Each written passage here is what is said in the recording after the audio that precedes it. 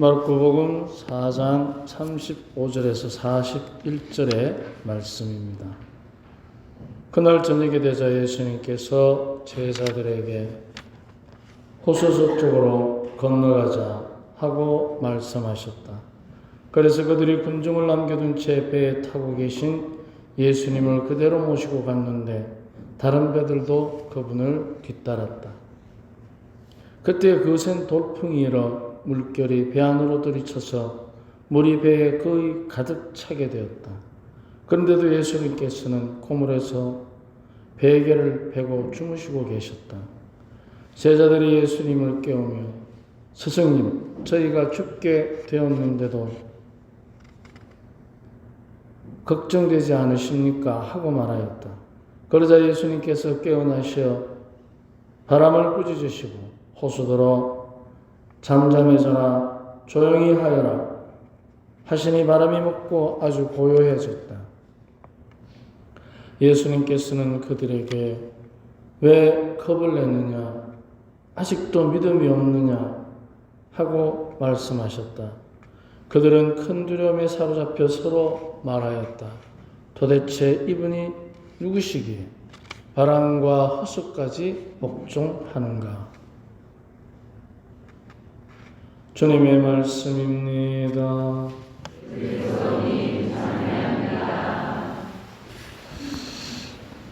예, 제가 20년 전에 2003년도에 오천성당 주임신부로 부임을 해서 그 성당을 지었던 적이 있는데, 그때 아마 충무대 성당이 서울서 파견된 신부님인데 군정 신부님이 2003년도, 4년도인가 그때 그 성당을 완공했을 거예요, 아마. 새로 지었습니다. 그때 제가 기억이 나는데,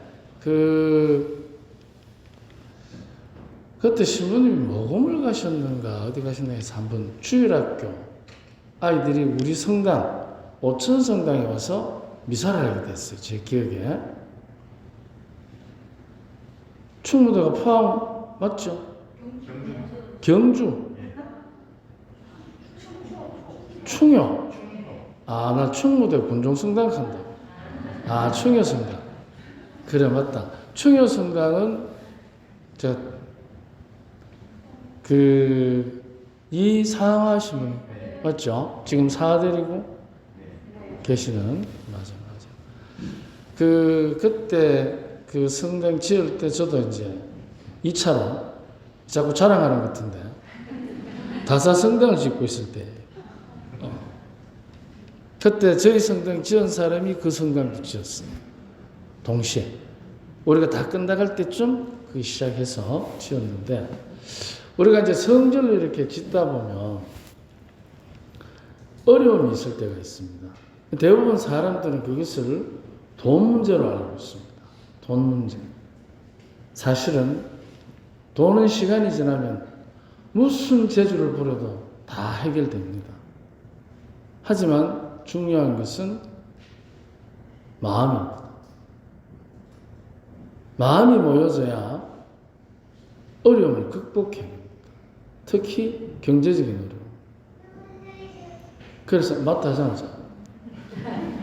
맞지, 그제?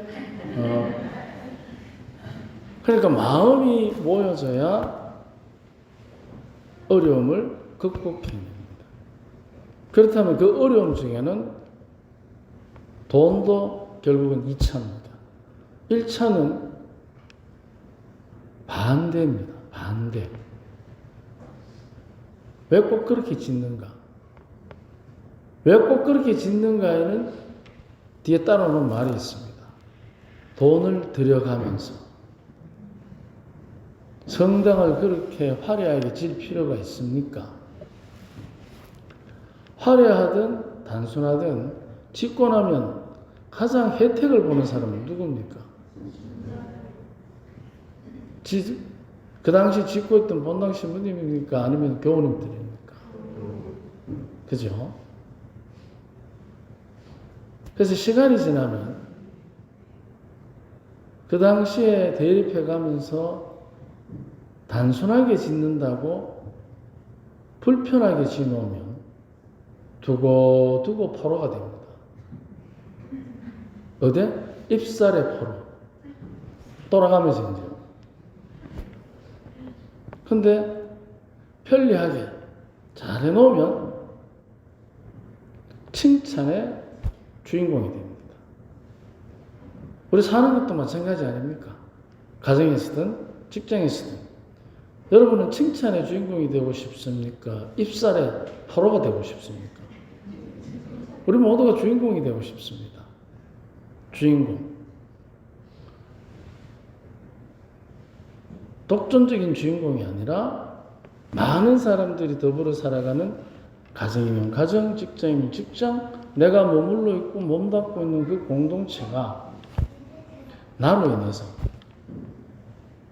모든 사람들이 행복해지도록, 즉 두려움, 불목, 대립의 풍랑을 넘어서서 예수님께서 잠잠해져라 하시는 그 평화로운 상태.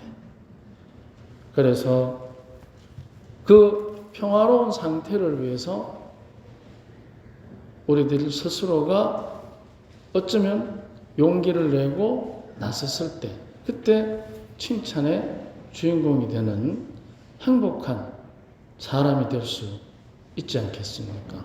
그래서 오늘 복음에도 보면 사실은 눈앞에 일렁거리는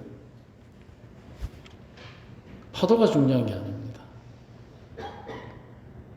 그 파도를 보고 겁을 먹은, 두려워하는 배 안에 있는 사람들의 마음이 중요한 것입니다.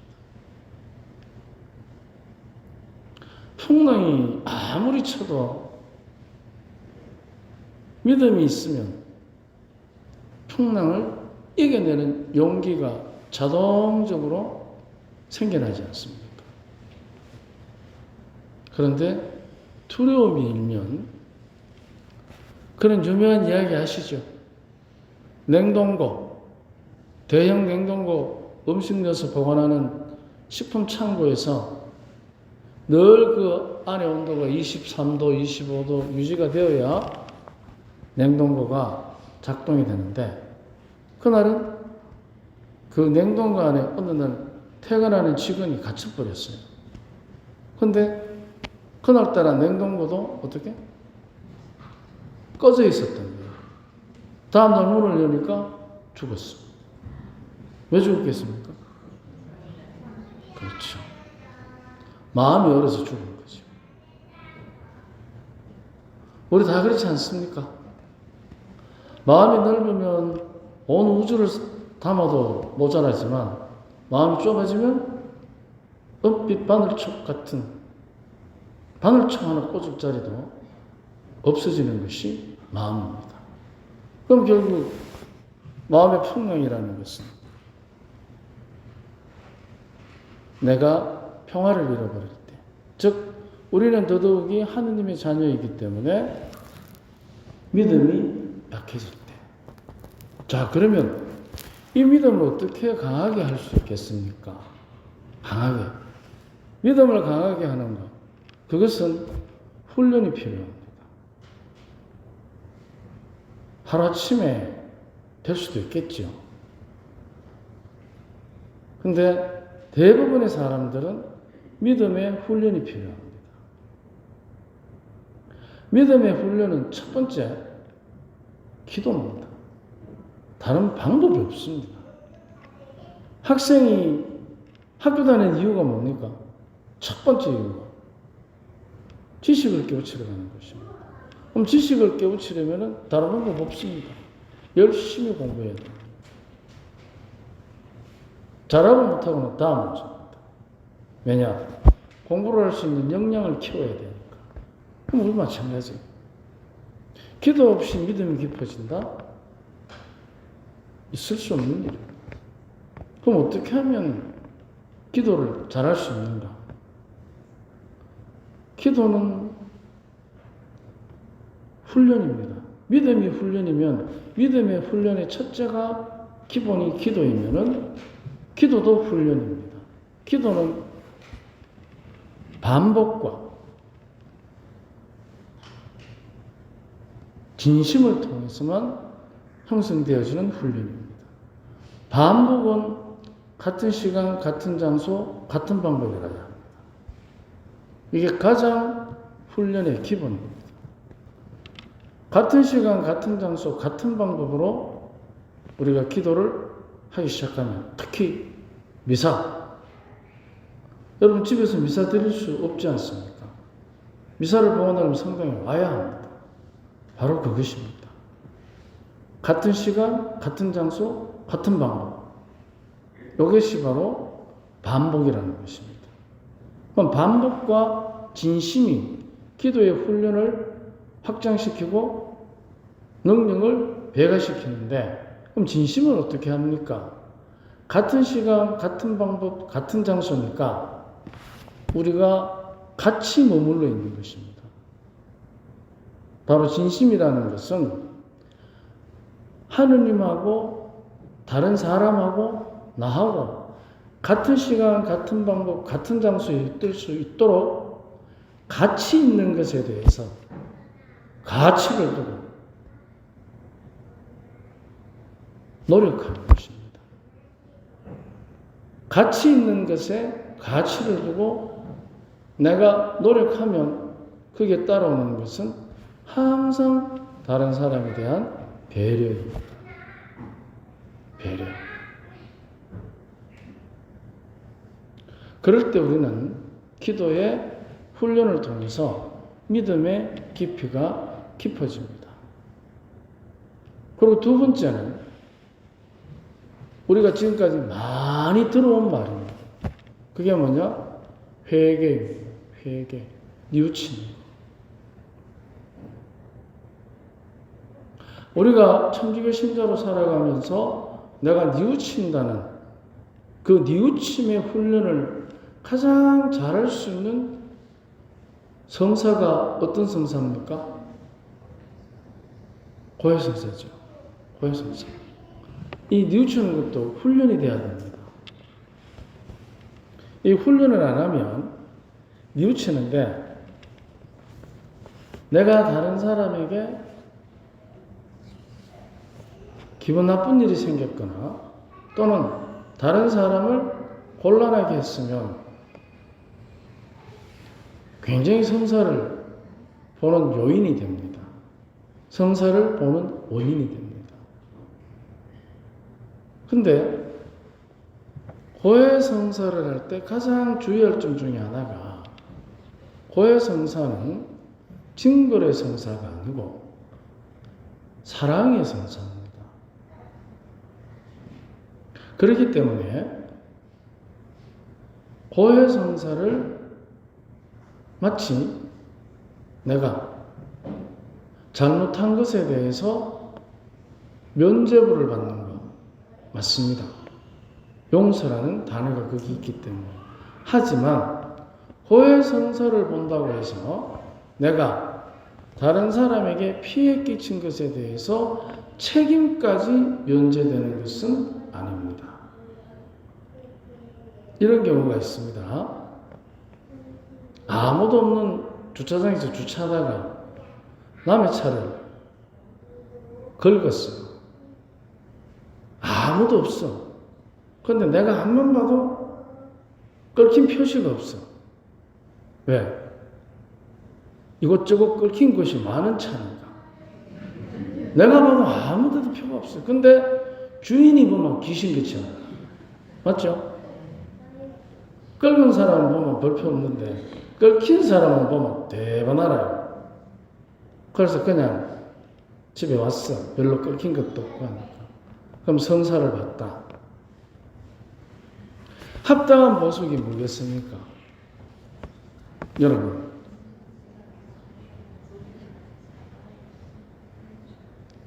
저 같으면 이렇게 주겠습니다. 그 근처에 써붙이시오.